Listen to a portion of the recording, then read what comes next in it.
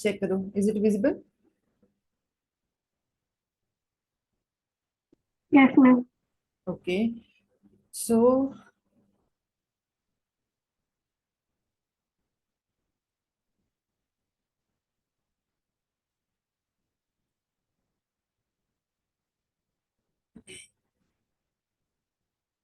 आपका next chapter है, ये भी हमारे पास है, यूनिट 13 राइटिंग स्किल्स। इसके अंदर भी हम लोग कल हमने राइटिंग के कंपोनेंट्स वगैरह उसके अंदर पढ़े थे, ठीक है। और सेंटेंस एक्सपेंडर क्या होता है वो कॉन्सेप्ट हमने क्लियर किया था। तो आज वाली के अंदर थोड़े एडवांस्ड आपके जो है वो कॉन्सेप्ट्स हैं, will clear all them. So let's start with this. The first topic is what is rearrangement. अगर हम रीअरेंजमेंट का मतलब जनरली डिस्कस करें तो क्या हो सकता है रीअरेंजमेंट का मतलब आपके अकॉर्डिंग? रीअरेंज करना, चीजों को दोबारा से रीअरेंज करना, जो आपका पैटर्न है, ठीक है, उसको दोबारा से मतलब उस जो आपके वर्ड्स हैं उनको सेंटेंस के अंदर दोबारा से उनकी प्लेसमेंट चेंज करनी, ठीक है। और उसको हम बोल सकते हैं कि रीअरेंजमेंट। सो ये क्या है, देखो, it is the process of changing the order of words, ठीक है। जो आपके ऑर्डर में वो पड़े हैं उनके वर्ड्स को चेंज कर देना, फ्रेजेस को चेंज करना, क्लॉजेस को चेंज करना, ठीक है, to create a different effect और मीनिंग इन अ सेंटेंस। आपने अपने सेंटेंस का मीनिंग चेंज करना है, ठीक है। उसके लिए आप वर्ड्स को दोबारा से रीअरेंज कर सकते हो, उनकी प्लेसमेंट चेंज कर सकते हो। तो this is known as the what is the rearrangement, right. अब हमारे पास डिफरेंट काइंड्स ऑफ रीअरेंजमेंट होते हैं। What are the three main types of rearrangement? सबसे पहले हमने बोला कि चेंजिंग द वर्ड ऑर्डर, जहां पे आपने वर्ड्स को चेंज किया, ठीक है। Give me second please.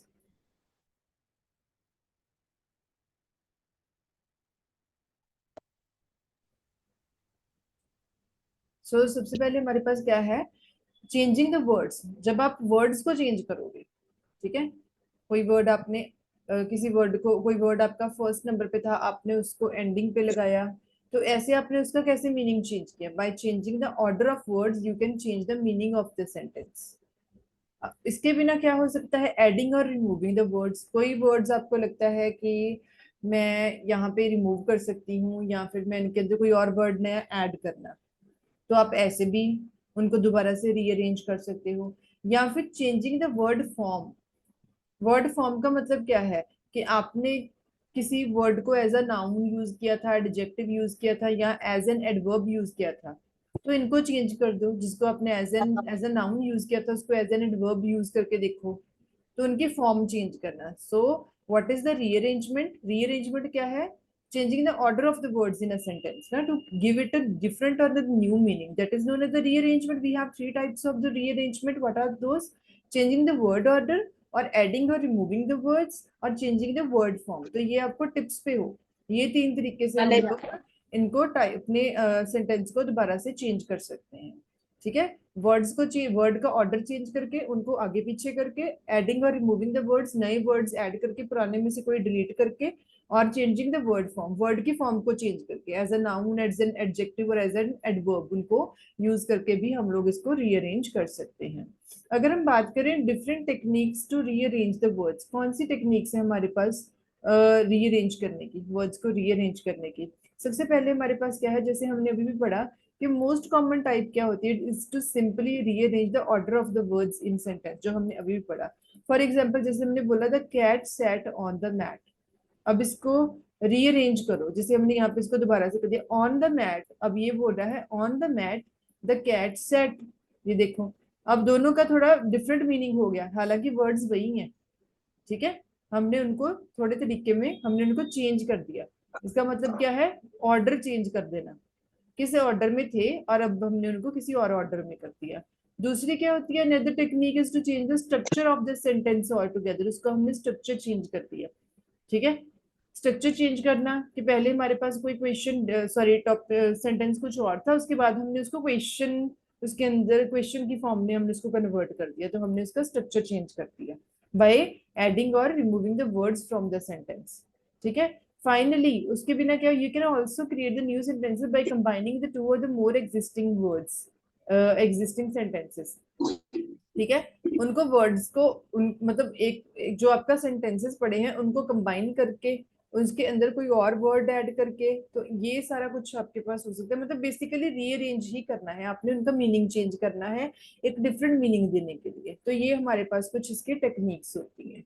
ठीक है, ये आपको 10 मार्क्स के अंदर क्वेश्चन आ सकता है। तो हमारा जो नेक्स्ट टॉपिक इसके अंदर है, ये समझ में लग गया ये वाला टॉपिक? इसके अंदर कोई प्रॉब्लम हो किसी को?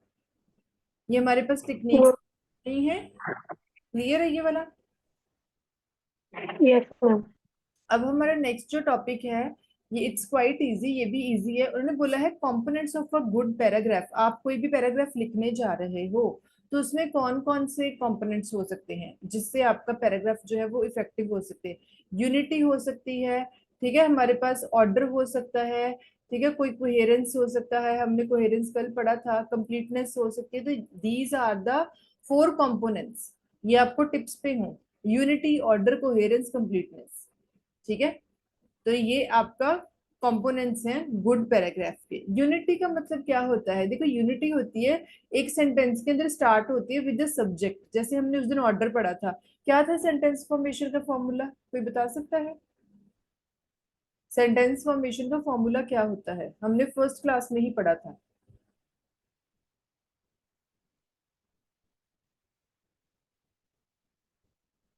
किसी को भी नहीं याद? दीक्षा, प्रज्ञा, ध्रुव? मैम सब्जेक्ट वर्ब और ऑब्जेक्ट। ये subject plus verb plus object, तो ये 3 चीजें होती है, ये हमारा फॉर्मूला होता है सब एक सेंटेंस फॉर्मेशन का। तो बेसिकली यूनिटी जो है, यूनिटी के ऐसा कंपोनेंट है, मतलब कि जो स्टार्ट होती है विद द सब्जेक्ट। आपके सेंटेंस के अंदर सबसे पहले आपका सब्जेक्ट ही लगता है। तो इन्होंने उसको, 1 सेकेंड, इन्होंने सिंपली उसको यूनिटी को यहाँ पे ये एक टर्म बताया है कि यूनिटी का मतलब क्या है, जब आपका एक सेंटेंस सब्जेक्ट से स्टार्ट होता है। तो यहाँ पे डिफरेंट कॉन्सेप्ट भी हो सकते हैं इस चीज के। ठीक है, तो नेक्स्ट हमारे पास क्या होता है, ऑर्डर। जब हमने अभी अभी पढ़ा कि ऑर्डर क्या है आपके सेंटेंस का, जो ऑर्डर होता है वो मतलब आपके पैराग्राफ को एक डिफरेंट मीनिंग दे सकता है, एक अच्छा मीनिंग दे सकता है, अच्छा भी दे सकता है, बुरा भी दे सकता है, ये डिपेंड करता है आपने उसको कैसे लिखा है। फॉर एग्जाम्पल अगर हम बात करें डेट का ऑर्डर, हम लोग डेट का ऑर्डर, डेट कैसे लिखते हैं? आज कई बार कई लोग डेट पहले लिखते हैं, फिर मंथ लिखते हैं, ठीक है, फिर ईयर लिखते हैं, ऐसे भी होता है। ठीक है, कई जगह पे क्या होता है कि पहले डेट को न्यूमेरिक में लिख के, फिर बीच में उसका जो मंथ का नेम होता है वो इंग्लिश में लिख के, फिर उसके बाद हमारे पास क्या आता है, ईयर। कई बार ईयर को सिंपली हम लोग जैसे 2020 की जगह पे सिर्फ 24 ही लिखा जाता है। सो ये ऑर्डर है आपका। क्या ऑर्डर, आप कौन सा ऑर्डर आपने फॉलो किया अपने?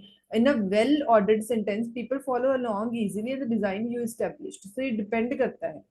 और इससे क्या होता है, जो ऑर्डर होते हैं ये आपकी अंडरस्टैंडिंग को बढ़ाते हैं और मिसअंडरस्टैंडिंग्स को कम करते हैं। आपके पैराग्राफ्स आपकी राइटिंग को और अच्छा क्लियर बनाने के लिए और अच्छा इफेक्टिव बनाने के लिए ये सारे कंपोनेंट्स हम इसके अंदर यूज करते हैं। उसके बाद हमारे पास नेक्स्ट क्या है, कोहेरेंस। हमने कोहेरेंस भी कल पढ़ा था। कोहेरेंस का मतलब कहते हैं इससे भी आपके जो कंटेंट है उसकी क्वालिटी एनहेंस होती है। हाउ, कैसे होती है इसके अंदर आपकी क्वालिटी जो होती है, क्योंकि जो आपके सेंटेंसेस है आपके पैराग्राफ के अंदर, कल भी मैंने बोला था, उनकी आपस में कनेक्टिविटी, उनकी आपस में कनेक्टिविटी कितनी है। अभी जैसे मैं बोलूं, अब पहले मैंने आपको कुछ और बता दिया, दूसरे पैराग्राफ में हम लोग किसी और टॉपिक को लेके आ गए। अब हमारा ये चैप्टर है, इसके अंदर राइटिंग का ही सारे कॉन्सेप्ट चल रहे हैं। ठीक है, अगर हम यहाँ पे लिसनिंग का ले आए साथ में, एक वर्ड एक सेंटेंस में राइटिंग की बात कर रही हूँ, दूसरे सेंटेंस में मैं लिसनिंग की बात करने लगी, तो उसकी कनेक्टिविटी नहीं हो रही आपस में। जब कनेक्टिविटी नहीं होगी आपको समझ में ही नहीं आएगा, आपको चीज की क्लैरिटी नहीं हो पाएगी, आपके माइंड में वो व्यूज जो हैं वो आपके क्लियर ही नहीं हो पाएंगे, वो कॉन्सेप्ट्स ना। तो वो जरूरी है, वो बड़ा जरूरी होता है क्लियर होना चीजों का। So this is known as the coherence, जो कि इंडिकेट करते हैं कनेक्टिविटी को, कैसे जो वर्ड्स है वो आपस में कैसे कनेक्टेड है।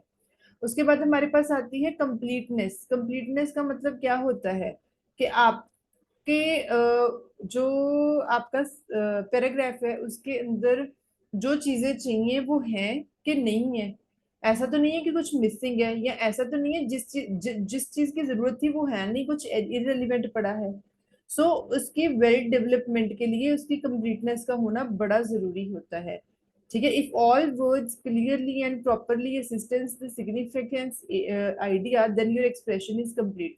जो चाहिए था वो बहुत क्लियर है, ठीक है, वो बहुत प्रॉपर वे में आपने बड़े अच्छे तरीके से अपने अपने आइडियाज को कंप्लीट किया है, उनको रिप्रेजेंट किया है, तो मतलब आपका जो राइटिंग का जो कॉन्सेप्ट है वो क्लियर हो गया, मतलब जो आप एक्सप्रेस करना चाहते थे वो एक्सप्रेस हो गया, आपका एक्सप्रेशन बड़ा ज्यादा क्लियर हो। ठीक है। तो ये हमारे पास क्या है, 4 कंपोनेंट्स है, unity, order, coherence and the completeness. ठीक है। ये सारी चीजें आपको क्लियर हो, ये हमारा सिर्फ राइटिंग के साथ ही चल रहा है, अभी हमारे कल से हमारा राइटिंग के ऊपर ही टॉपिक चल रहे हैं। ओके। अब नेक्स्ट हमारे पास क्या है, पैराग्राफ राइटिंग। अब आप कोई पैराग्राफ लिखने जा रहे हो, ठीक है, आप कोई स्टोरी लिखने जा रहे हो, कोई नॉवेल, कोई आर्टिकल, कुछ भी आप लिखने जा रहे हो, कोई प्रोफेशनल राइटिंग लिखने जा रहे हो, it is easier to understand, easier to read and understand, should be, it should be easier to read and understand. आप भी देख लेना, अगर लेट सपोज ना, कई बार हम लोग क्या होता है, एडमिशन के फॉर्म आप लोग जो फिल करने जाते हो ना, तो कई फॉर्म ना बड़े कॉम्प्लिकेटेड से होते हैं, हम लोग ना उनको अवॉइड ही करते हैं, हम लोग बोलते हैं उनको फॉर्म फिल करने बड़ा कॉम्प्लिकेटेड है, जितना वो इजी होगा हम लोग उस चीज को ज्यादा उसके साथ डील करते हैं, बोलते हैं यूजर फ्रेंडली है ना। तो जिस इंसान ने आपने पढ़ना है, आपने किस चीज के साथ डील करना है जो इजी होती है, हम उसको ज्यादा प्रेफरेंस देते हैं। तो आप जो भी लिखने जा रहे हो it should be very much easy, ताकि सामने वाला उसको इजी लैंग्वेज में पढ़ भी सके और उसको वो समझ भी सके, अंडरस्टैंड भी कर सके। ठीक है। अब जब हम लोग आप लोगों के लिए नोट्स बनाते हैं, तो हम लोग ना आप लोगों का लेवल ऑफ अंडरस्टैंडिंग उसको ध्यान में रख के नोट्स बनाते हैं। सो वैसे ही लैंग्वेज हम यूज करते हैं, हमें ये भी देखना होता है कि आपको फॉर्मल भी बनाना है, लेकिन हमें ये भी देखना होता है कि कैंडिडेट्स को समझ में भी आए। अगर आप लोगों को समझ में ही नहीं आएंगे तो हमारे नोट्स बनाने का कोई फायदा ही नहीं है, वो बेनिफिट्स नहीं है, वो यूजलेस होंगे। सो जब भी आप किसी चीज के ऊपर वर्क करने जा रहे हो तो अपनी ऑडियंस को ध्यान में रख के चलो, ठीक है, उनका पॉइंट ऑफ व्यू जो है आप उसको ध्यान में रख के चलो। अब हम पैराग्राफ राइटिंग के ऊपर हम लोग वर्क करेंगे। एलिमेंट्स क्या होते हैं एक पैराग्राफ के, एक अच्छा पैराग्राफ जो होता है उसके क्या क्या एलिमेंट्स हो सकते हैं, या फिर आप उनको कैसे स्ट्रक्चर करोगे, या फिर आप कैसे बेटर पैराग्राफ्स को राइट डाउन कर सकते हो। ठीक है। सो हमारे पास क्या है, अ सब्जेक्ट सेंटेंस, पहले सबसे पहले it inspires people to want to study more. Yes, आपका सब्जेक्ट क्या है, एक पर्टिकुलर सब्जेक्ट सेंटेंस जो मेन सेंटेंस है, इससे क्या होता है लोगों को, मतलब इंटरेस्ट, यहाँ यहाँ से इंटरेस्ट बनता है लोगों का। ठीक है, कि आप उसको पढ़ना चाहते हो, ताकि आप उसको पढ़ने की विलिंगनेस रखो, ये बड़ा जरूरी है। ठीक है। सो उसके बाद क्या होता है, फर्स्ट मेजर पॉइंट, यहाँ से तो आपकी स्टार्टिंग होगी ना, सब्जेक्ट सेंटेंस जैसे इंट्रोडक्शन हो जाती है, फिर फर्स्ट मेजर पॉइंट जो आपके पॉइंट्स हैं, पहला मेजर पॉइंट क्या है उसके अंदर, तो ये क्या शो करेगा, डिस्क्राइब द, आपके जो लोगों के जो, मतलब ये डिस्क्राइब बेस्ट, पहला पॉइंट हमने डाला, पहला पॉइंट जो है वो it should be very much effective, ताकि लोगों का इंटरेस्ट बने, लोग इसके साथ एंगेज हो जाए आपके पैराग्राफ के साथ। आप उसको पहले अपने पॉइंट को लिखो, जो भी आप लिखना चाहते हो, और कल हमने जैसे पढ़ा था सेंटेंस एक्सपेंडर, फिर उसको एक्सपेंड करो थोड़ा सा, ठीक है, डिटेल्स बताओ ताकि लोगों को वो चीज क्लियर हो जाए। उसके बाद आप अपने पैराग्राफ में अगर कुछ लिखने जा रहे हो, फिर उसका सेकंड मेजर पॉइंट आएगा, फिर इसका पर्पस क्या है, क्यों लिख रहे हो, क्या क्या चीजें उसके अंदर होनी चाहिए, फिर उनको क्लियर करो। फिर आपका जो थर्ड मेजर पॉइंट है, मतलब whatever the points you want to mention in your paragraph, उनको बड़े क्लियर वे में लिखो, बड़े एक फॉर्म, उनका फॉर्मेट बड़ा अच्छा हो, आपका जो कॉन्सेप्ट है आप अपने पैराग्राफ के अंदर लिखने जा रहे हो वो कॉन्सेप्ट क्लियर हो, वर्ड्स बहुत क्लियर हो, इजी वर्ड्स हो, इजी टू रीड हो, इजी टू अंडरस्टैंड हो।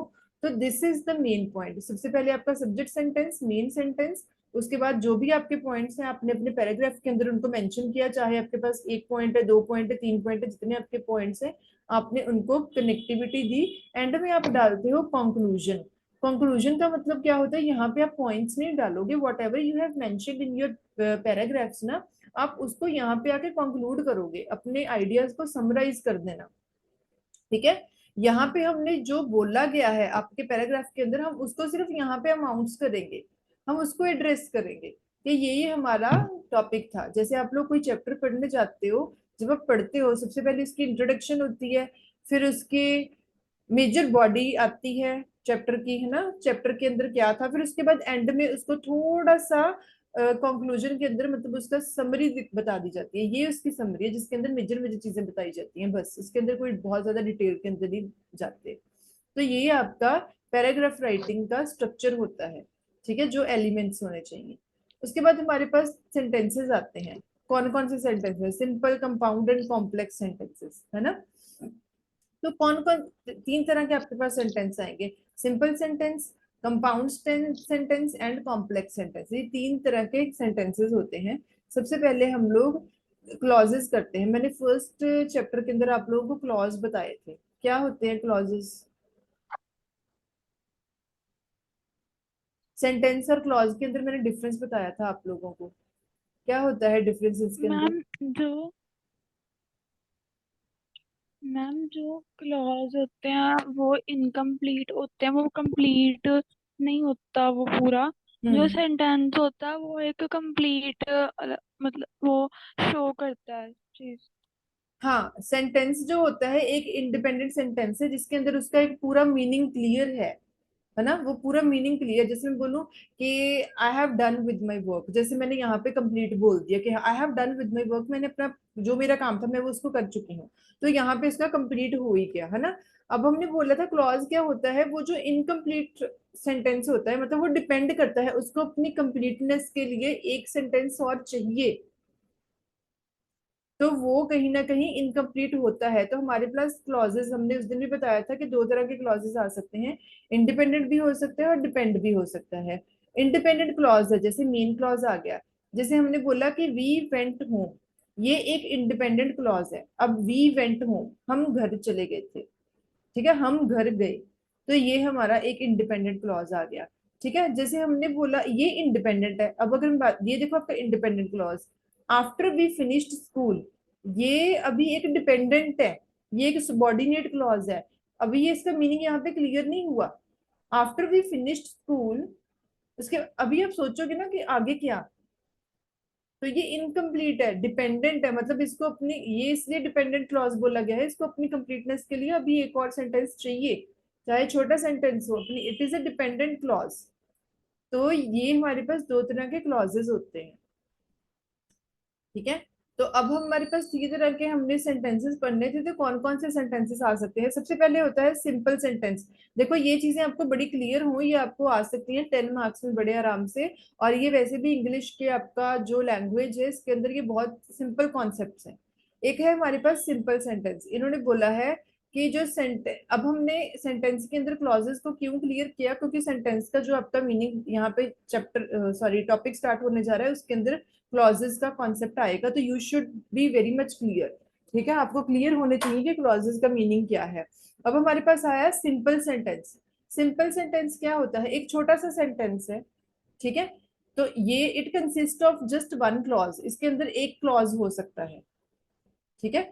So this clause is called independent clause. ये इंडिपेंडेंट क्लॉज हो सकता है, छोटा सा क्लॉज है, बहुत बड़ा सेंटेंस है। जैसे हमने बोला आई वॉज ईटिंग केक, तो ये क्या है, एक छोटा सेंटेंस है, मतलब ये इंडिपेंडेंट क्लॉज है। यहाँ पे इसको अपनी कंप्लीट, हमने बोला आई वॉज ईटिंग केक, मैं केक खा रहा था, खा रही थी। अब ये इंडिपेंडेंट क्लॉज है, ये कंप्लीट है, कहीं ना कहीं ये अपना मीनिंग क्लियर कर रहा है।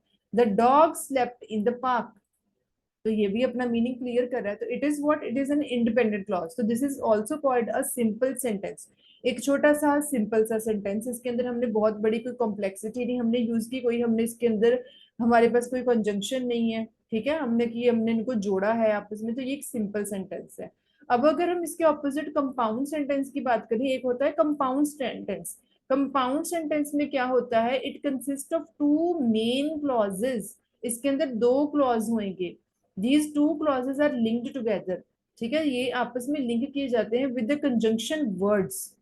लाइक कौन से हो सकते हैं, एंड, बट, फॉर, नॉर, और, सो, येट, ऐसे वर्ड्स जोड़ के, जैसे कंजंक्शन के हमने पढ़ा था ना पार्ट्स ऑफ स्पीच के अंदर, कंजंक्शन क्या होती है, कंजंक्शन क्या होते हैं, वो वर्ड्स जो दो सेंटेंसेस को आपस में जोड़े, ठीक है, तो वो होती है कंजंक्शन। तो इसके अंदर हम दो क्लॉजेस को आपस में लिंक कर सकते हैं, that is known as compound sentence. Compound sentence, compound statements, मतलब जो जब दो क्लॉजेस, दो सेंटेंसेस को आपस में जोड़ दिया जाता है with the help of conjunction words, those are known as the compound sentences ना।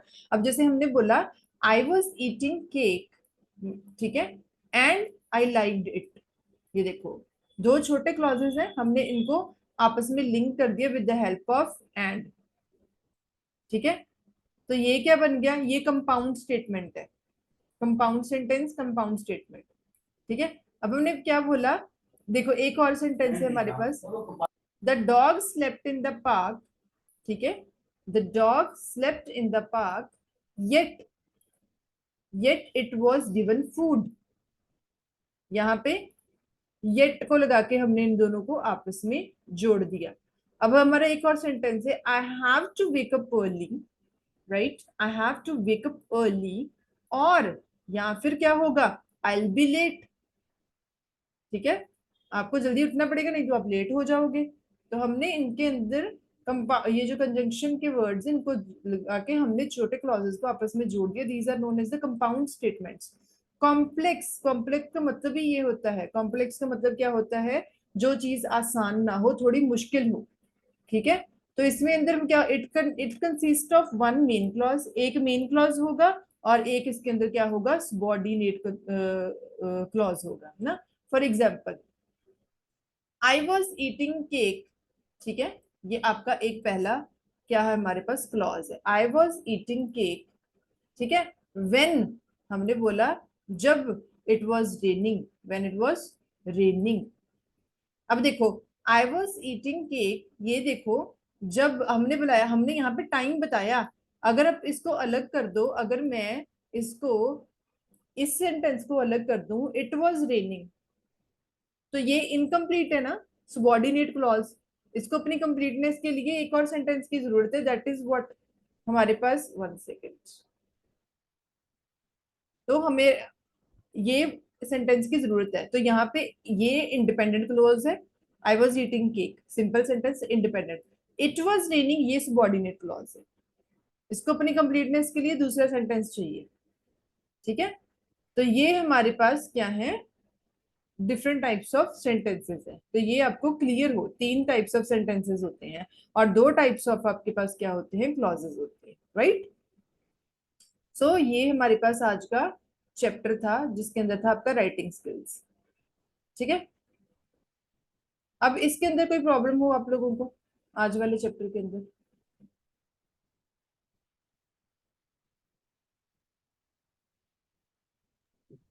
किसी को कोई प्रॉब्लम, कोई डाउट हो, कोई चीज ना समझ में आई हो, मैम क्लियर है ये? मैम हाँ जी, मैम एक और कोहेरेंस समझा दो। कोहेरेंस।